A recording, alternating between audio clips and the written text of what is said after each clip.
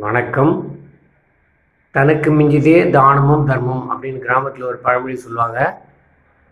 அதுக்கு என்ன அர்த்தம் சொல்லுவாங்கன்னா, நமக்கு தேவையானதை வச்சுக்கிட்டு மீதியை தான் நம்ம மற்றவங்களுக்கு தானமாகவும் தர்மமாகவும் செய்யணும் அப்படின்னு சொல்லுவாங்க.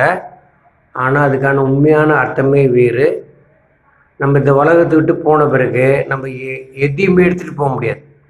பொண்ணோ பொருளோ ஏன் ஒரு குண்டூசி கூட எடுத்துகிட்டு போக முடியாது. அப்போ இந்த உலகத்தை விட்டு போன பிறகு நமக்குன்னு இந்த பூமியில் என்ன இருக்குது, மிஞ்சினது என்னன்னா நம்ம செய்த தானமும் தர்மமும் தான்.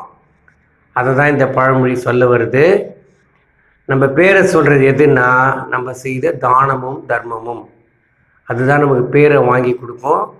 நமக்காக நம்ம இந்த பூமியில் விட்டுட்டு போகிறது நம்ம செய்த தானமும் தர்மமும் தான். அதுதான் இவங்க என்ன சொன்னாங்க, தனக்கு மிஞ்சியது தானமும் தர்மம் அப்படின்னு சொன்னாங்க. இதுதான் உண்மையான அர்த்தம். நன்றி, வணக்கம்.